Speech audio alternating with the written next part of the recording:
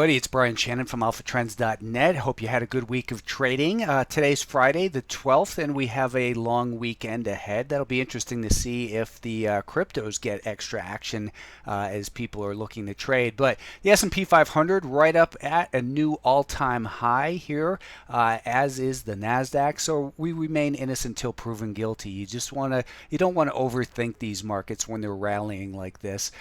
Here are the numbers. I mean, just amazing numbers. Year to date, the semiconductors up 16%. They doubled their gain this week, up 8% this week. And when the semiconductors lead, the Nasdaq is often right behind it. So just very impressive performance all around. The Russell 2000 is at a new closing week for high for the week. That is semiconductors, as noted. Big breakout here. They got back above the volume weighted average price off of that prior peak, and that's where the buyers regain control. You don't want to buy pullbacks. You want to buy strength after a pullback. The biotechs, we were stopped out of these as it broke down below this level, and now, for a swing trade, that is, I'm thinking maybe if it can pull back here in the next couple days, it will set up again for another long side trade. The financials, this is what I was pointing out to subscribers and actually in that webinar, that this is not what considered a double top. A lot of people are calling this a double top. It's not a double top until it breaks below this level right here, and that would have to come all the way down like this and then break down to be a double top. Instead, you should be looking at the financials and saying the primary trend is higher. We're here breaking to potentially new all-time highs on a, if we were to close here on the monthly chart, it is, and we have a weekly closing high as well. So the financials are strong. That's a good thing. By the way, this video is sponsored by the micro sectors. They have a 3 times gold miners, long or short, GDXU and GDX. Some of the energy names, just commodities in general, you might be hearing about this super cycle and that sort of thing. The energy names here, you can see the XLE is very healthy, looking like it's getting ready to break higher next week. If you're interested in trading energy names, we were still involved in this one from Alpha Trends right here down at $15.08 per share.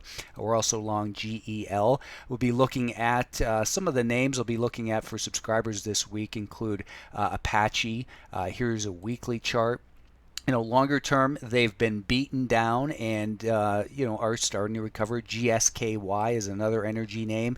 I'll give exact details for these to Alpha Trends, but, these are some names to maybe jot down and put on your list for next week. Helmerich and Payne, Murphy Oil, MUR. This is a nice looking daily chart in particular. And that weekly time frame, these things look like they could probably make a run up towards those prior levels. So if, for instance, on Murphy, we were to get back above this week's high, I think that could be the catalyst to get it going. A lesser known name is PBF Energy. Here's a weekly chart. Kind of, they all kind of look the same, so it's a matter of picking the one that makes the most sense to you personally. Maybe it's Suncor Energy, SU, or even Valero, VLO. Real nice tight consolidation here, and a market leader. So maybe that's the one that you want to focus some of your attention on. Looks like maybe this one could be heading back up towards that 72-ish level, and oil's been strong. Some of the other names I'll be looking at this week, the week ahead, include AWH. This is Aspria Women's Health, and on that daily time frame, it's trading in a pretty tight range. CRSR reported earnings this week, and it's a little bit of a choppy stock, and it's still below that declining 5-day moving average and the volume weighted average price from this peak. So maybe in the next few days it does something like this and then gets going. I think a stop would go somewhere under here. I'm also looking at FUBO, FUBO. It pulled back right to the rising 20-day moving average. It's another choppy stock, and it is still below that declining 5-day moving average, so just be aware of that. Those are the month-to-date volume-weighted average price as well.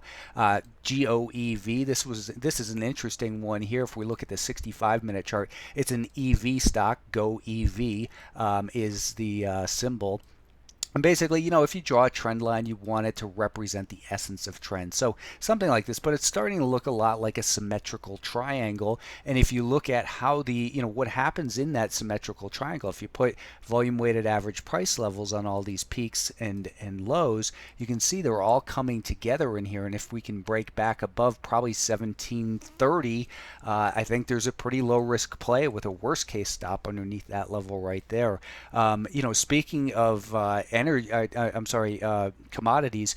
Gold is still, it's still looking like it needs some time to set up here. But if it can get back above the conjunction of where we were with this volume weighted average price from the December low and the year-to-date volume weighted average price, that's the key level to keep an eye on. So maybe in gold we start to see something like this develop, and then it breaks higher. Silver certainly is showing relative strength. This was that silly little thing where Robinhood thought they were going to squeeze silver, and that obviously failed. But it didn't break down completely from here. The average price paid since that event is still overhead, so we've still got some potential for supply up there. But silver certainly looking better, and GDX itself, I think that this is, the miners. I don't like to trade the miners, really. I don't like to trade especially the individual names, but if they were to do something like this, maybe, then I would be interested in getting involved for a move probably up to at least to the volume weighted average price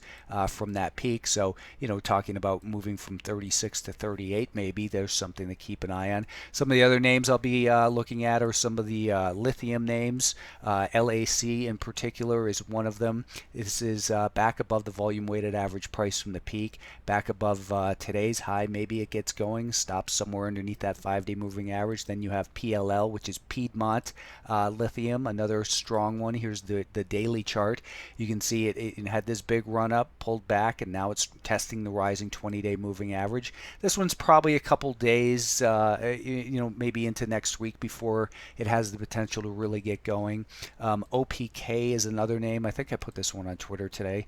I know I put INFN on, but these are some of the names that I look for. They're coming out of longer term bases. They're at a low risk place in terms of where would you put your stop if you were to get involved. I think a worst case stop would be underneath here. Now it's not quite ready to go yet. I think that OPK maybe does something like this. Be aware always of when the earnings are due. Earnings are due on the 18th. That's next Thursday. So just some things to be aware of, and hopefully some of those names will present some opportunity for you to look at this weekend and maybe be able to trade next week. Have a good weekend.